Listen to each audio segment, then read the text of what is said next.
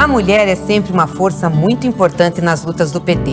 Seja em governos, no parlamento, nos movimentos sociais ou na linha de frente de programas como o Bolsa Família, o Minha Casa Minha Vida, o ProUni. Precisamos que as mulheres participem ainda mais da política. É assim que faremos um Brasil mais justo e acolhedor. Vem com a gente, vamos juntas reconstruir o Brasil.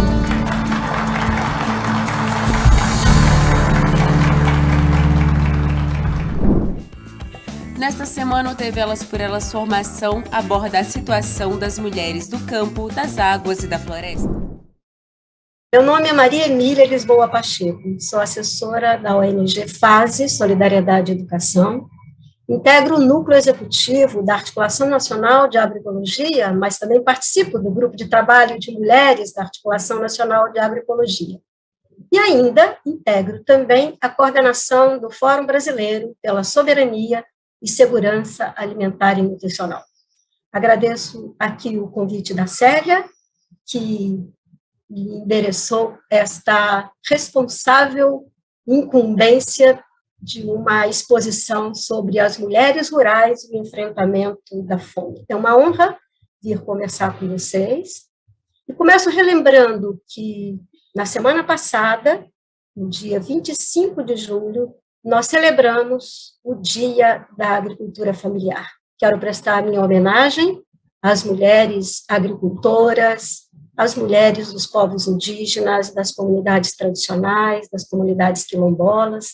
E também quero lembrar que o dia 25 de julho foi um dia dedicado à mulher negra, caribenha e latino-americana. E, no caso brasileiro, desde 2014, no governo da presidenta Dilma, esse dia também rememorou, prestou uma homenagem póstuma à nossa grande guerreira quilombola, Teresa de Benguela, que esteve à frente e liderou um quilombo no Vale do Guaporé, no Mato Grosso, no século XVIII. Pois bem, falar do enfrentamento à fome significa iniciar falando dos números atuais da fome no Brasil, que são uma indignidade, desse flagelo que se repete na nossa história. De acordo com o segundo inquérito nacional sobre insegurança alimentar, elaborado pela Rede Brasileira de Soberania, Segurança Alimentar e Nutricional, atualmente no Brasil são 33 milhões de pessoas passando fome. E também, mais da metade da população vive algum grau de insegurança alimentar, moderado, leve, enfim, é um quadro dramático, um quadro que nos traz a indignidade, que nos mostra uma desumanidade. E só 4 entre 10 famílias no Brasil conseguem hoje o acesso pleno à alimentação. E é importante dizer que suas causas não estão ligadas à pandemia. A pandemia acentuou, aguçou esse quadro, mas nós já vínhamos com o aumento da fome no Brasil, sobretudo depois de 2016, quando ocorreu um golpe. E é preciso considerar também que as desigualdades estruturais no país mostram que há uma predominância da fome quando os lares são chefiados por mulheres ou são chefiados por pessoas pretas. Para terem uma ideia, os domicílios com algum grau de insegurança alimentar, 6 em cada 10 são lideradas pelas mulheres. Por isso que a gente diz que a segurança alimentar nas casas que são os responsáveis, os homens, a segurança alimentar alcança 47%. Mas lá, onde são chefiados por mulheres, só 37% dos domicílios apresentam um grau, um indicador, né, da segurança alimentar. E se nós formos considerar a agricultura familiar, entre os domicílios rurais, é aí onde estão agricultores e agricultoras familiares que sofrem o impacto das várias crises que nós vivemos. E imaginem a prevalência da insegurança alimentar grave, ou seja, da fome, ela ocorreu entre 21,8% dos moradores e moradoras dos domicílios da agricultura familiar. E há também uma diferença por região no Brasil. Atualmente, os índices maiores estão na região norte e na região nordeste, sendo maiores na região norte, onde alcançam 26%, e no nordeste, 21%.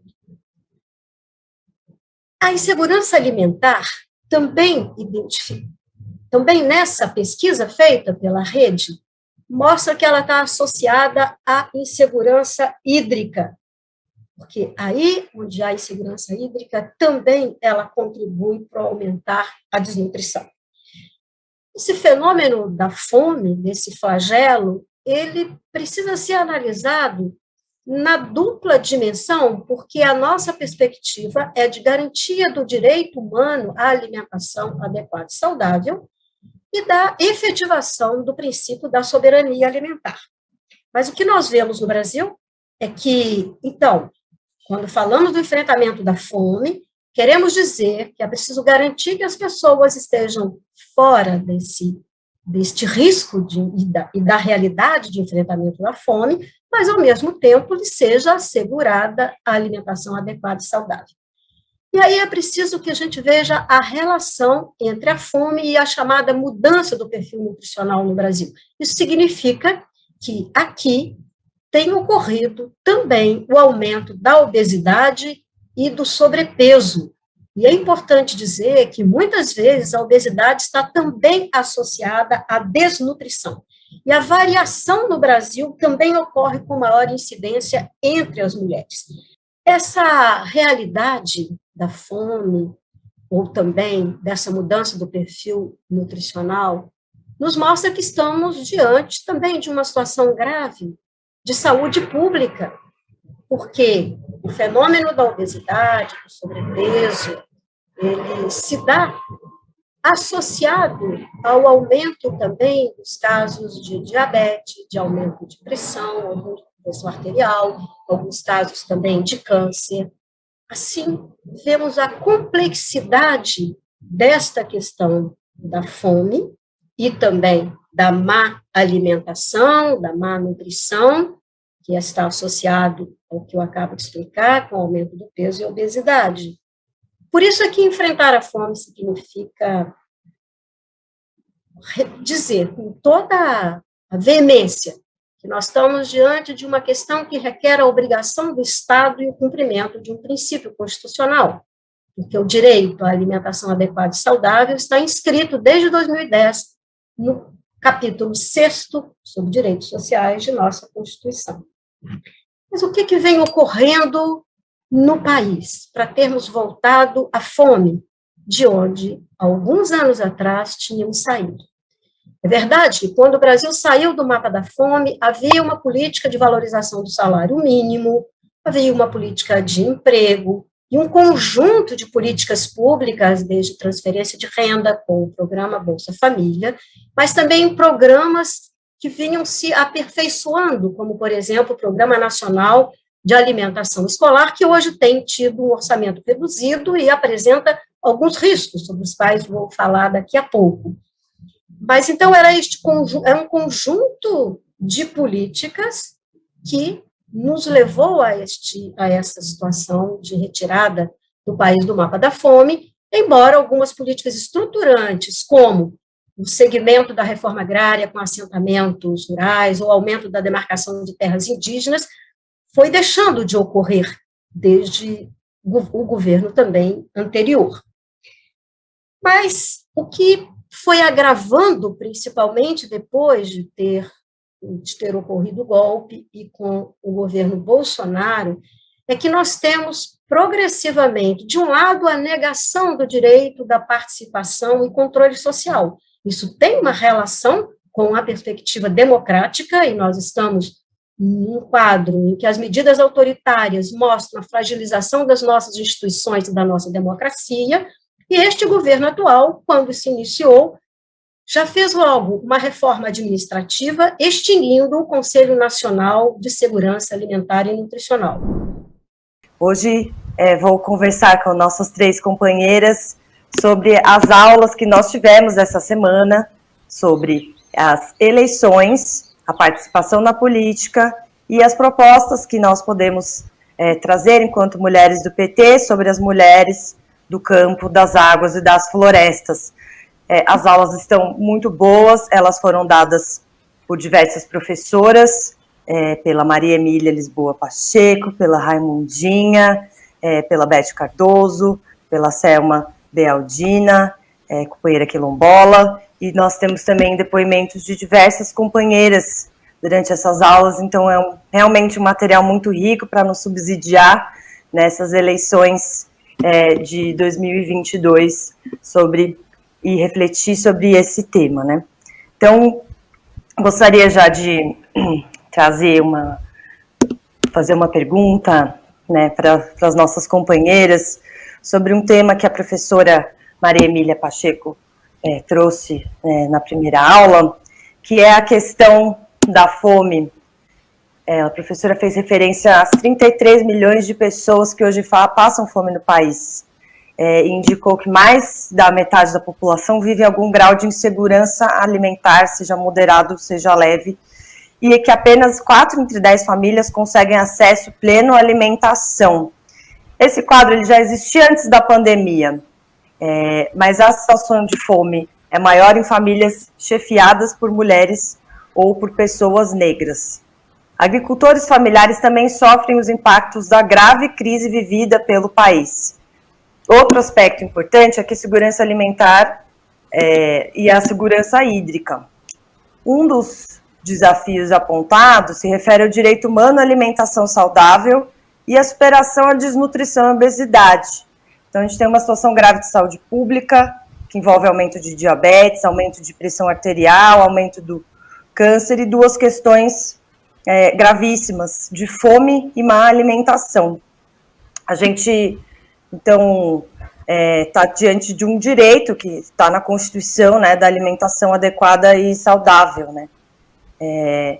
O Brasil, durante os governos do PT, saiu do mapa da fome, que envolveu um conjunto de políticas que foram desmontadas, né, pelo Bolsonaro, como, por exemplo, o Programa Nacional de Alimentação Escolar teve recursos reduzidos, né, tem havido a negação da participação social com a extinção do Conselho Nacional de Segurança Nutricional, e a gente tem uma situação muito grave no país, né?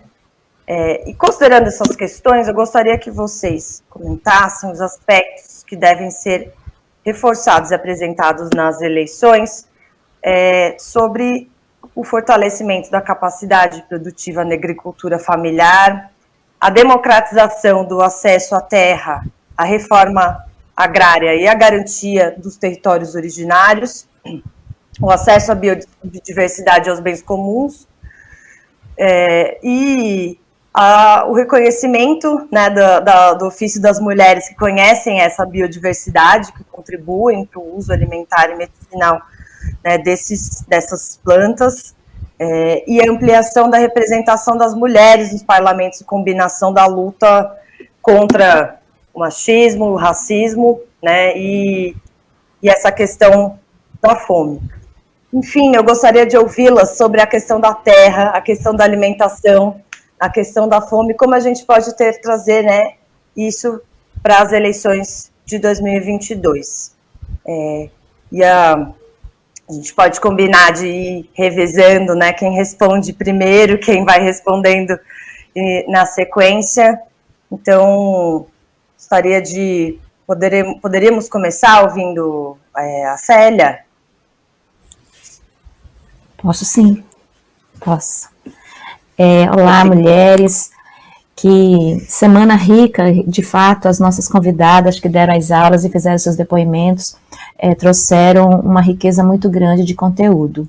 Maia, como bem você falou, nós saímos do mapa da fome na época dos governos petistas, e o belíssimo relatório da ONU apontava não só a questão da alimentação escolar, mas programas como o de aquisição de alimentos na modalidade de doação simultânea, né, que apoiava os agricultores de baixa renda e as agricultoras de baixa renda, em especial as agricultoras, que são as principais responsáveis pela produção dos alimentos saudáveis, e doava para populações em situação de insegurança alimentar.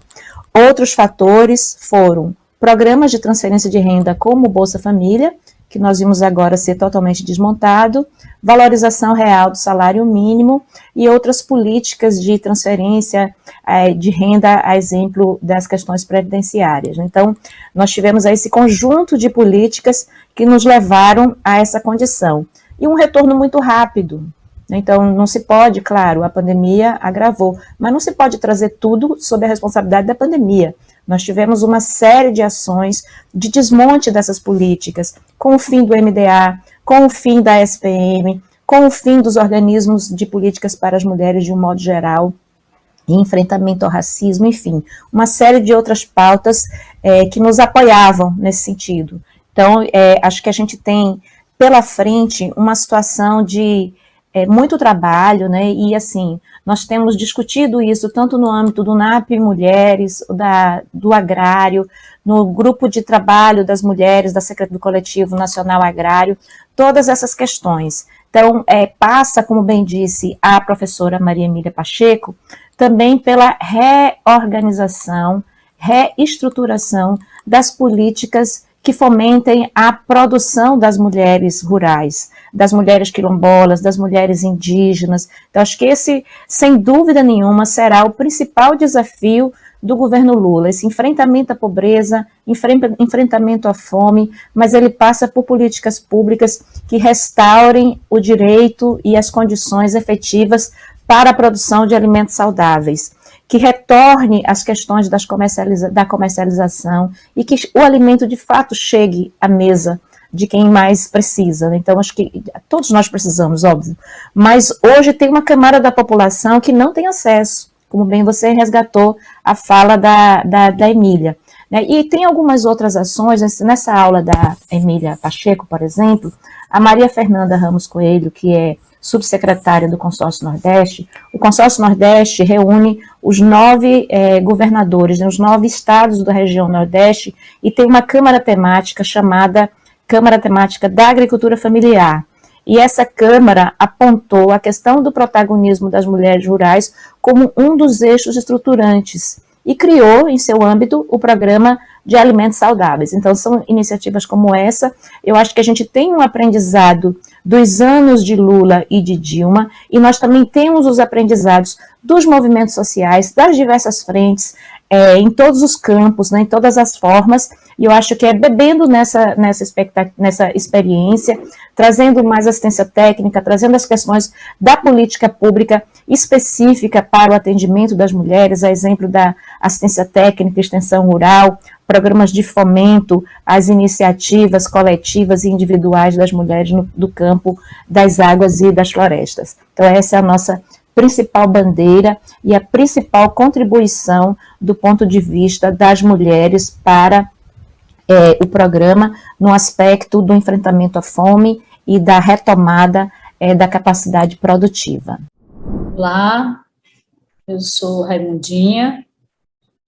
Raimunda Celestina Demacena, sou militante do movimento de mulheres trabalhadoras camponesas há alguns anos, né? Já tem um bom tempo nessa caminhada, né? Passei por vários anos, né, na CONTAG, depois na SPM, a Secretaria de Política para as Mulheres da Presidência da República, sempre com o objetivo de trabalhar a auto-organização das mulheres trabalhadoras do campo, da floresta, das águas, das marés, né? Essa caminhada ela vem nessa trajetória, né? Dialogar sempre com a auto-organização das mulheres dentro do movimento sindical e nos movimentos autônomos de mulheres, principalmente no Nordeste brasileiro, né? Conversar com um pouquinho aqui, o tema que eu quero estar trazendo para essa conversa é sobre o enfrentamento da violência contra as mulheres, com o recorte de mulheres do campo, das florestas e das águas, né? Eu acho que trabalhar o enfrentamento da violência contra as mulheres tem um conjunto de questões que precisam ser observadas. Primeiro, enfrentar a violência existente no campo e olhando para a vida das mulheres, é necessário olhar primeiro para as condições de vida dessas companheiras que vivem nas comunidades, nas periferias dos municípios rurais brasileiros, que não são poucos, né? Nós temos uma quantidade imensa de municípios brasileiros, que são os municípios considerados, que eu vou chamar de rurais, né? Os municípios rurais, que é onde moram a população, que parte deles e delas vivem do serviço público municipal, e a outra parte mora na cidade, mas vive da agricultura familiar e camponesa aos arredores dessas cidades, né? Então, quero dizer que trabalhar um processo de enfrentamento à violência contra as mulheres precisa necessariamente pensar políticas públicas que consigam se materializar nos municípios com uma população abaixo de 50 mil habitantes, né? Esse foi um dos grandes desafios dos governos do presidente Lula e da presidente Dilma, e eu acredito que é o caminho que a gente deve trilhar, é a trilha, né, que a gente precisa percorrer no diálogo, na construção de uma plataforma ou de plataformas que deem conta de olhar a situação que vivem as mulheres trabalhadoras do campo, da floresta e das águas, e como as políticas públicas precisam chegar até onde essas mulheres estão. Enfrentar, dialogar, construir diretrizes para enfrentar a violência que essas mulheres vivem no rural brasileiro, é muito importante pensar a retomada de algumas políticas que foram sucateadas ou extintas, né, de 2016 até agora, né? Por exemplo, pensar uma política nacional de enfrentamento à violência contra as mulheres, dialogar com políticas públicas, política de documentação, para as mulheres trabalhadoras rurais, que era um programa extremamente importante na vida das mulheres trabalhadoras rurais, porque possibilitava a essas mulheres tirarem os seus documentos e, a partir dos seus documentos, elas terem autonomia para ter crédito, para buscar um atendimento, enfim, documento é cidadania. Não ter documento é uma violência, a gente sabe disso, porque são as inúmeras formas de violência que a população brasileira pobre, né, do campo, periférica, vive no seu dia a dia, né? Precisamos considerar a violência um conjunto de faltas que não se tem, né? Falta de educação, falta de saúde, falta de políticas públicas, falta de políticas de assistências, né, para o conjunto da população. E quando a gente vai falar no conjunto da população brasileira, precisamos botar um olhar muito grande para a população do campo, da floresta e das águas, né? Então, é muito importante, nesse diálogo que vem sendo feito agora, nesse momento, de construção das plataformas eleitorais, o diálogo com os candidatos e com as candidatas, é importante deixar realçado que um dos pontos cruciais na vida das mulheres camponesas é exatamente pensar políticas públicas de enfrentamento às violências, né? Violência física, violência psicológica, mas violência de uma forma em geral, em que as mulheres enfrentam lá nas suas comunidades, lá no dia a dia de suas vidas, né? Pensar a retomada de um programa de organização produtiva, para que as mulheres possam ter renda. Quando as mulheres têm renda, as mulheres têm mais autonomia e liberdade para escolher, né, a sua vida e dar um passo em direção à sua liberdade, né?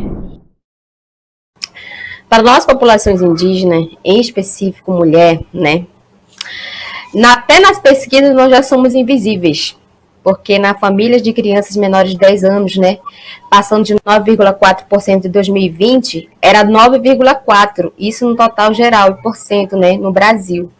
Agora, para 2022, nós temos um crescimento de 65% dos lares comandados por pessoas pretas e pardas, né? Então, nas pesquisas a gente não aparece, né, como chefes de famílias de lares que comandam a família e que também são atingidos diretamente. Com essa política de genocida, que é etnocida e neoliberal e machista, aumentou muito mais, a segurança alimentar foi diretamente prejudicada. Como todos veem, né, nas notícias, o garimpo, a madeira ilegal, né, os grileiros que atacam as terras. Então, a maioria da população, são poucos povos ainda que estão com terras demarcadas. E este com terra demarcada ainda sofrem diretamente, né, com os ataques. Então, com as águas contaminadas, com o solo morrendo aos poucos, né, por falta de cuidados nossos mesmo, digo nosso como sociedade, né, nós não temos mais caça, nós não temos mais solo fértil, porque todo o território, todas as terras estão contaminadas. Portanto, vejo que, né, nós temos a necessidade de urgência mesmo.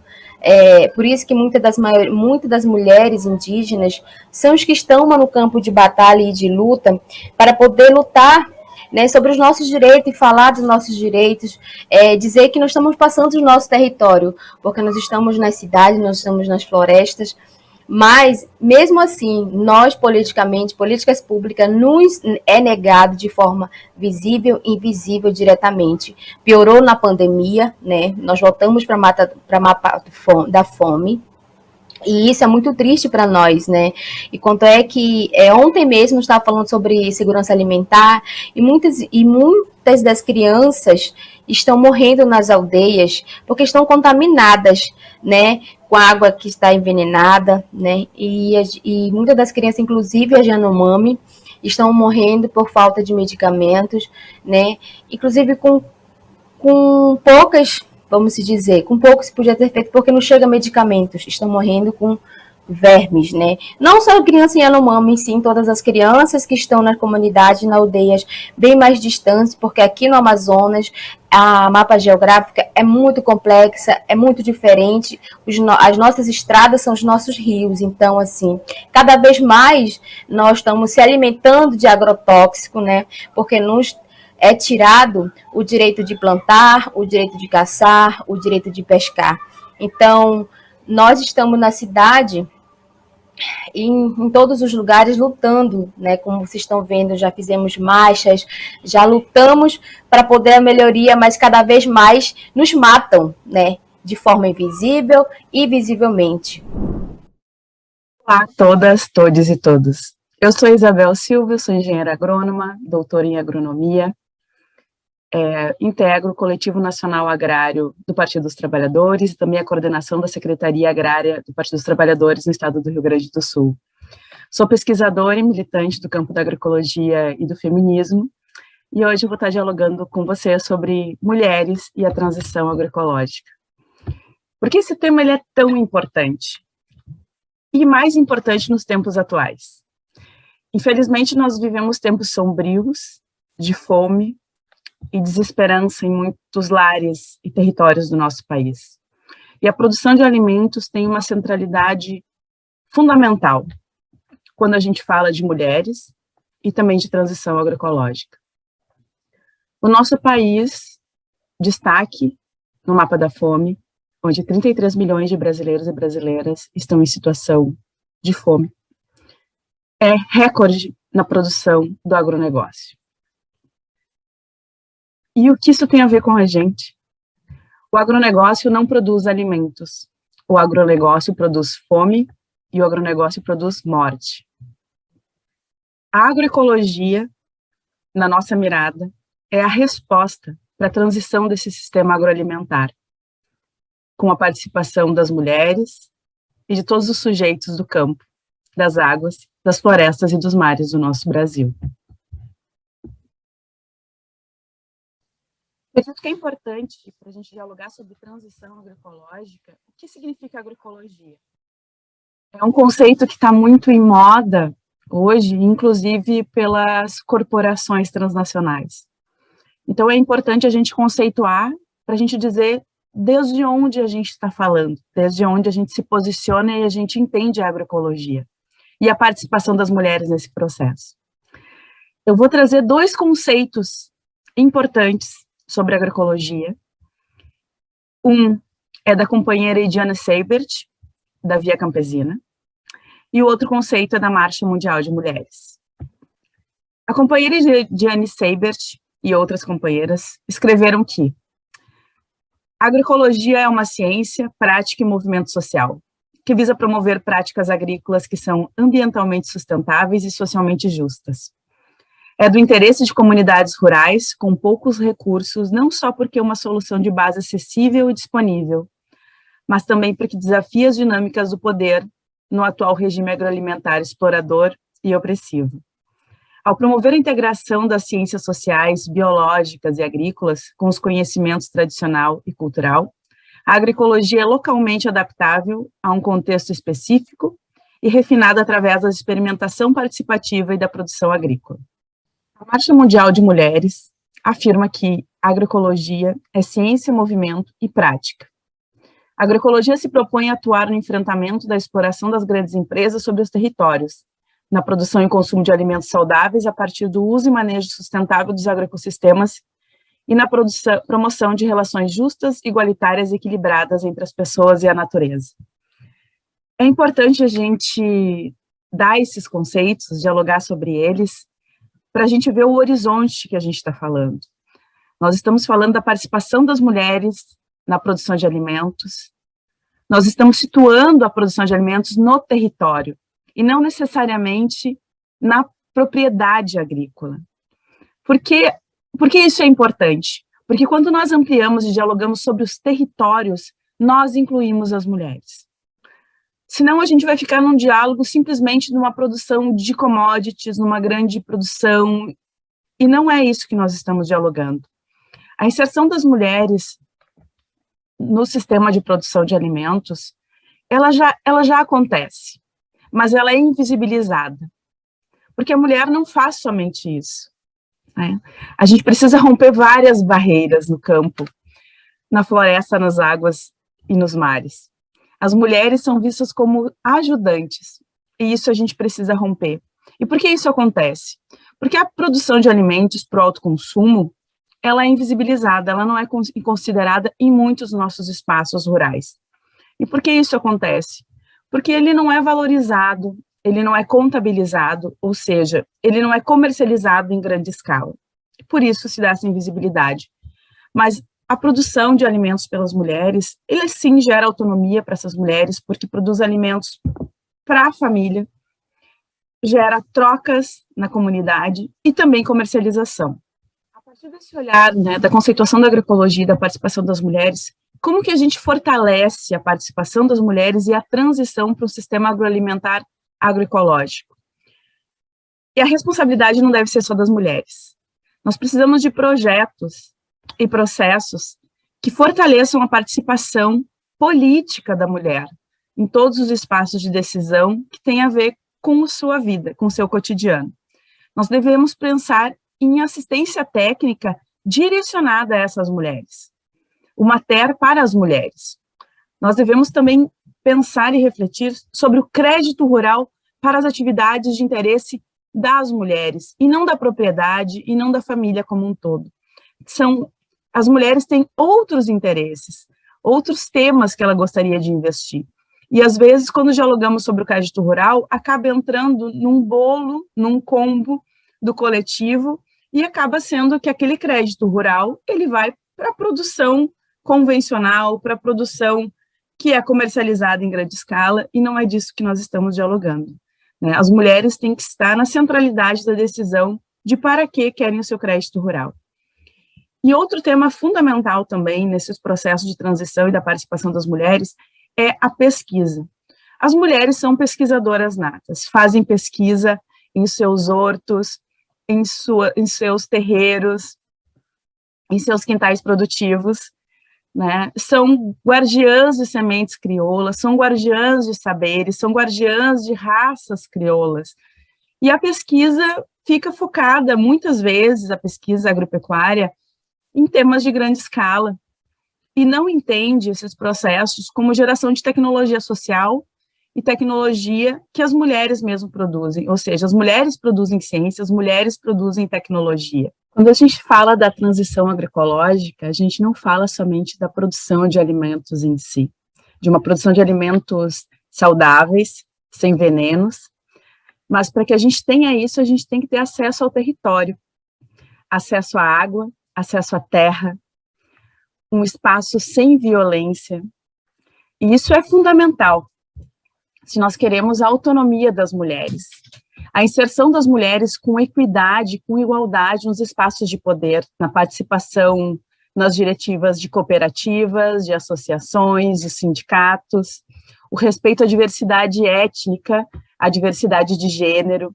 Isso é fundamental quando a gente fala de transição agroecológica, que não é simplesmente ao processo produtivo, mas sim ao território que nós estamos inseridas todas. É um tema bastante importante, né? E é um tema urgente, necessário, né? Super necessário, em um contexto político que a gente está vivenciando de forte ameaça, né, à democracia, aos direitos conquistados, em que as desigualdades se intensificaram, está cada vez mais forte, né? Então, assim, realmente a gente precisa fazer esse diálogo. E esse ano, queria só aqui trazer que esse ano nós, né, Margaridas, saímos com o lema Margaridas nas eleições para fazer florescer a democracia, né? Assim se intitula, né, a nossa carta compromisso direcionada às candidaturas do campo democrático popular, né, pelas Margaridas. E esse debate foi fruto de vários diálogos estabelecidos com organizações e movimentos sociais, articulado em torno, né, da Marcha das Margaridas, a partir da plataforma, né, de uma plataforma política construída coletivamente e que revela os nossos sonhos, os nossos quereres, a utopia que nos move em direção à transformação da sociedade, né? Então, assim, através dela, a gente apresentamos assim, um conjunto de proposições, as quais consideramos fundamentais para seguirmos marchando, né, no sentido dessa transformação e da reconstrução, né, de um Brasil soberano, de um Brasil democrático, justo e livre de violência, né? E assim, a carta para nós é, antes de tudo, uma maneira de nos posicionarmos politicamente diante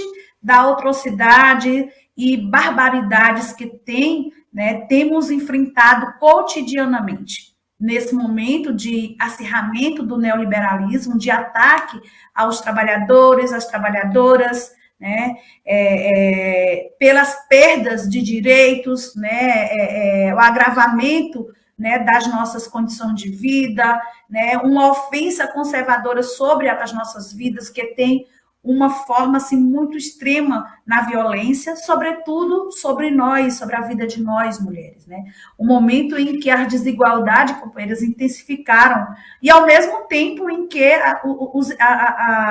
que as esparsas conquistas, né, que a gente havia conquistado, vamos dizer assim, ao longo do caminhar da trajetória da Marcha das Margaridas, da luta das mulheres, a gente perdemos, né? Foi tudo tirado, arrancado da gente, né? A gente está diante de um governo conservador, de uma extrema-direita, e assim, onde a gente se vê cada vez mais, a violência cada vez mais aumentando. E assim, por outro lado, temos vivenciado momentos que eu acho extremamente importantes de transformações e criatividades, que tem revelado aí nos valores e princípios das redes de solidariedades, né, que temos construído e que se assenta na nossa força e pode, né, e o poder de organização não tão necessária nesse momento onde estamos em um processo, vamos dizer assim, eleitoral e que está em jogo a nossa soberania,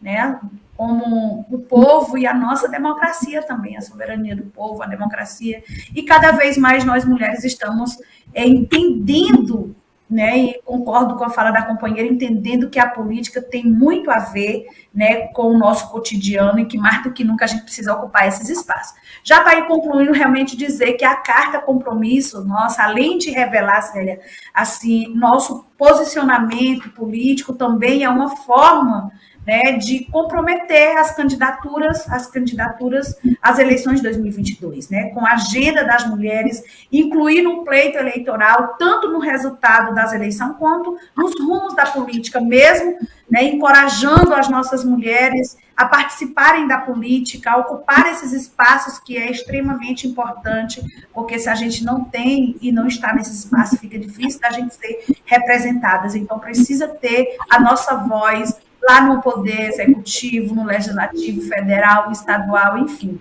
a gente precisa. Finalizo mesmo dizendo que a gente sabe como é difícil para nós, mulheres, fazer política. Estar na política e se eleger, e o desafio que precisamos enfrentar são grandes. Ainda assim, temos vivenciado momento de transformação, como eu já disse, né, torno só repetir, bom, que é importante. E por isso digo que a ocupação de espaços institucionais como a questão da Assembleia Legislativa, o Congresso Nacional precisa ser instrumento de lutas de nossa resistência, dessas formas de fazer política que são contínuas no nosso território. Bom, finalizo dizendo que eu acho que foi bem importante, porque, assim, para nós, né, para nós, mulheres do campo, da floresta e das águas, a Marcha das Margaridas, ela tem sido, assim, companheiras, um caminho coletivo, construção de uma sociedade que propõe, né, um Brasil sem violência, onde a democracia e a soberania popular sejam respeitadas, e a partir de relações justas e igualitárias, acreditamos que é possível, né, construir novas relações sociais, pautada dos valores, da ética, da solidariedade, da reciprocidade, da justiça e do respeito à natureza. Eu finalizo mais uma vez agradecendo muito o convite. Talvez eu precise me retirar agora, porque eu tenho uma outra agenda, mas desde já agradeço e nos colocamos à disposição, dizer que nós estamos a todo vapor na construção da nossa 7ª Marcha das Margaridas 2023, e aí eu queria aqui mostrar para vocês, para depois também, quem puder pegar, e a assinatura Sábio Celinha e demais companheiras, essa aqui é a carta, né, compromisso para as candidatas e candidatos às eleições de 2022, aqui tem várias proposições extremamente importantes que vai dar aí novos horizontes na reconstrução de um país que nós, Margaridas, queremos e desejamos. Um grande abraço, muito obrigada aí pelo convite. Seguiremos em marcha até que todas sejamos livres. Grande abraço, companheiros. Olá, mulheres. Olá, companheirada. Me chamo Selma Dealdina, sou quilombola. Eu nasci no quilombo que chama Angelim 3, que fica no município de São Mateus, no estado do Espírito Santo. Atualmente, eu me divido aí entre o quilombo que eu moro atualmente, que é o Morro da Arara, também no município de São Mateus, e Brasília, onde atuo aqui na CONAC, que é a Coordenação Nacional de Articulação das Comunidades Negras Rurais Quilombolas, né? E que a gente tem uma sede em Brasília, então eu contribuo na parte administrativa aqui da nossa luta quilombola. Eu quero agradecer imensamente ao convite, dizer da satisfação e também dizer de como é importante esses momentos de trocas, de reflexões, né, do atual momento que estamos vivendo, e para também traçar novas estratégias de sobrevivência e de resiliência.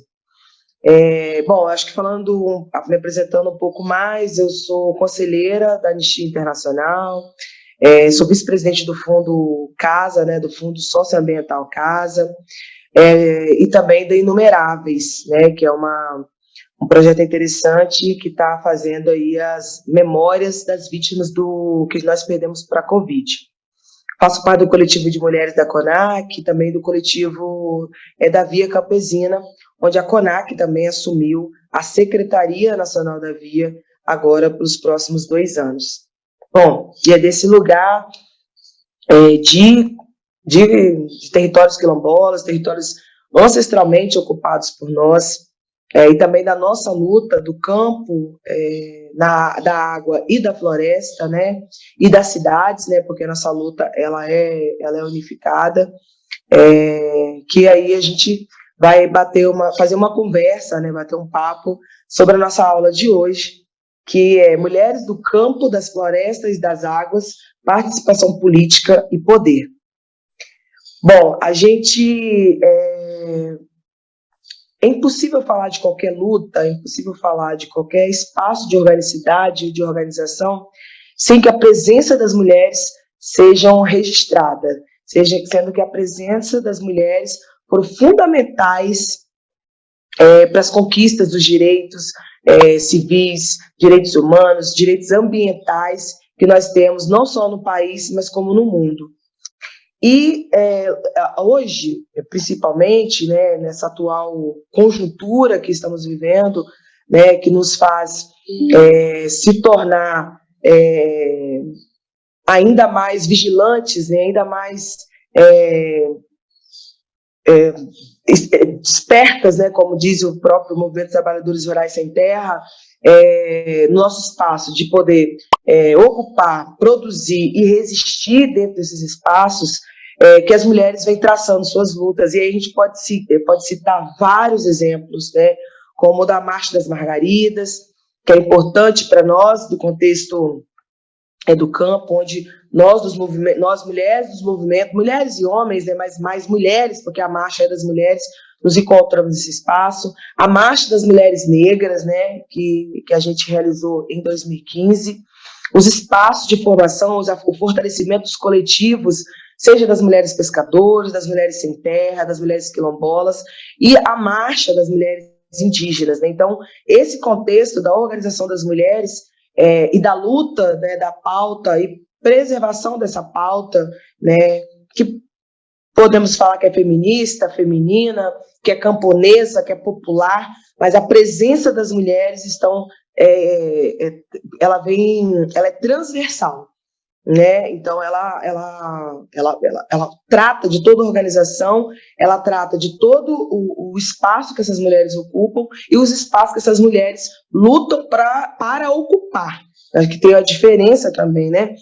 Então, a maioria dos nossos movimentos do campo, da água e da floresta, são movimentos mistos, né, composto por homens e composto por mulheres, né? E como é que essa luta ela vem fazendo sentido, não só para a organicidade dos movimentos, mas também para a construção de uma pauta a nível de país, a nível de mundo, como as mulheres são importantes para esse processo. E dentro desse contexto que a gente usa, né, campo, floresta, água, né, dentro dessa organicidade que a gente se faz, então a gente tem mulheres ribeirinhas, mulheres catadoras de coco de babaçu, mulheres quilombolas, mulheres camponesas, pequenas agricultoras, trabalhadores rurais sem terra, indígenas, né, então a gente tem toda uma diversidade das mulheres que compõem esse campesinato feminino, esse campesinato feminista, esse campesinato camponês e popular, né? E como é que essas mulheres se organizam, né? Ou melhor, como que elas estão organizadas, né? Porque se nós estivéssemos desorganizadas, eu não estaria aqui falando com vocês, nós não estaríamos nessa aula discutindo sobre, né? Então significa que as mulheres mantêm a sua organização há muito tempo, né? Há muito tempo mesmo. E quando a gente vai falar aqui, propriamente dita, né, do tema, que é participação política e poder, a gente tenta ver os corpos das mulheres nesse espaço.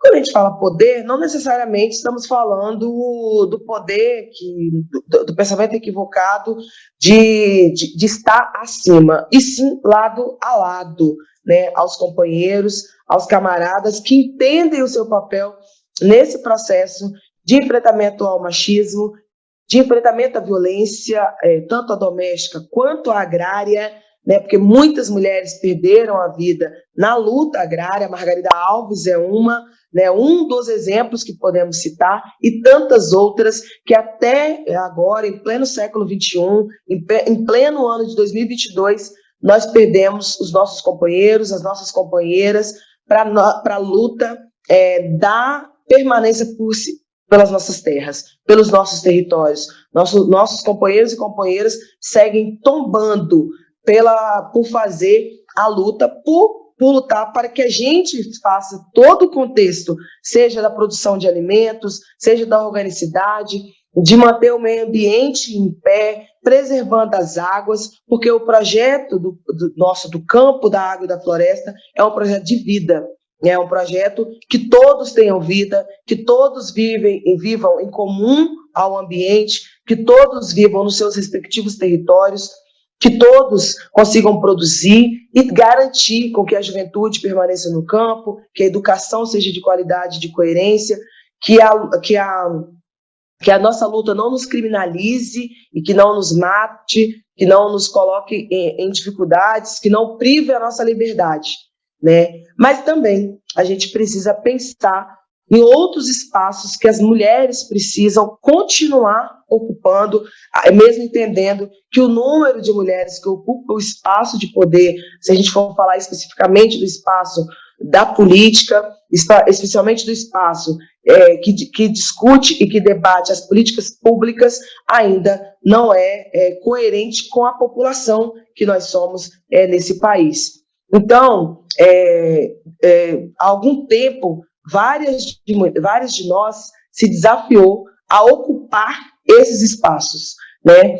A estar com seus corpos femininos, seus corpos mulheres, seus corpos mulheres trans, seus corpos nesses espaços, mulheres lésbicas, de estar nesses espaços de decisão de poder, seja na condução política dos nossos respectivos movimentos, né? Ou seja, dividindo também a parte política com os companheiros e também desafiando em um outro mundo, em um outro sentido, propriamente da política, que é estar nesse espaço do fazer política dentro de um congresso, dentro do Senado, dentro de uma Câmara. E aonde é que estão essas mulheres? Do campo, da água e da floresta, né?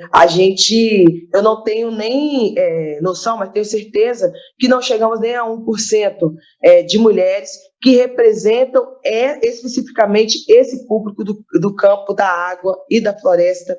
E se a gente for falar de mulheres negras, ainda menor. Se a gente for falar de mulheres trans, de mulheres lésbicas, se a gente for falar das mulheres, das suas especificidades, o número reduz ainda mais. Né? Então, e qual é o entendimento e por que merecemos estar nesse espaço de poder? Tem uma frase, né, que a gente vê muito nas camisas, né, que a mulher pode estar, ela pode ocupar ou estar onde ela quiser. Só que a gente sabe que na prática essa afirmação ainda é muito difícil, né? Porque as nossas campanhas são as que menos têm dinheiro, as nossas campanhas geralmente são campanhas para fazer com que registre uma chapa, não é porque o partido ou o movimento entende que a nossa candidatura é importante, e sim por uma corrida desesperada de colocar a gente naquele espaço para que tenha as famosas aí, reservas, né, para as mulheres negras, né, para que elas possam compor.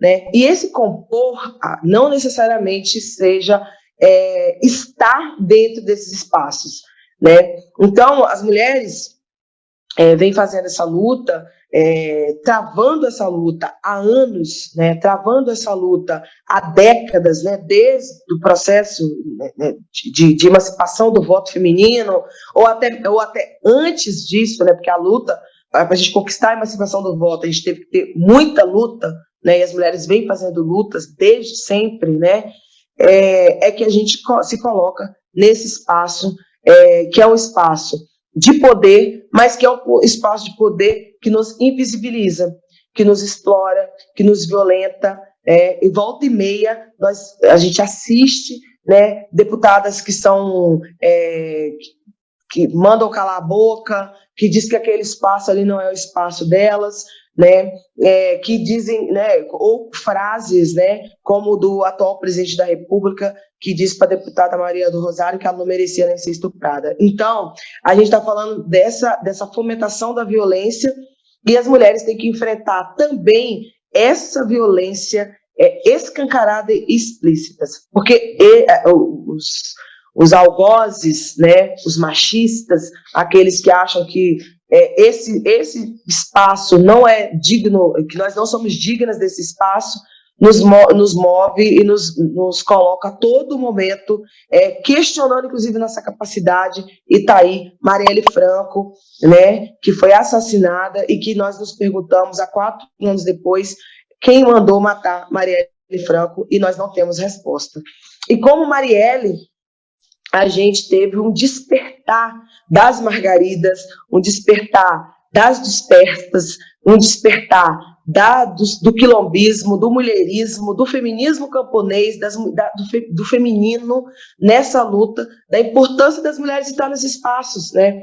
E aí eu quero fazer um recorte específico para as mulheres quilombolas, que vem se desafiando desde sempre a estar nesses espaços. A gente tem a Givânia Maria da Silva, que é uma quilombola do quilombo Conceição das Crioulas, em Salgueiro, em Pernambuco, que teve 3 mandatos.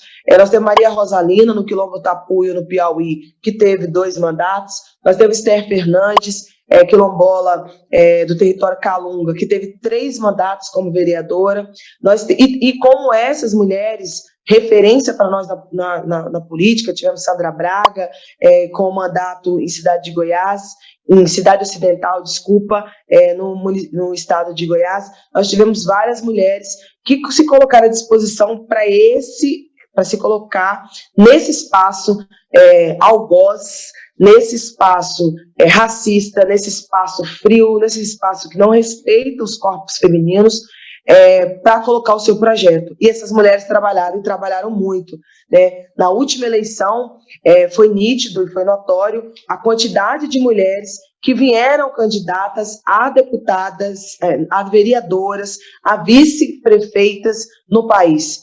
Né? Nós saímos da luta quilombola com 75 de vereadores e vereadoras eleitos, e desses, mais de 40% são de mulheres. Reveja esta e outras aulas na playlist TV Elas por Elas Formação, no canal da TV PT no YouTube ou em formato de podcast no Spotify.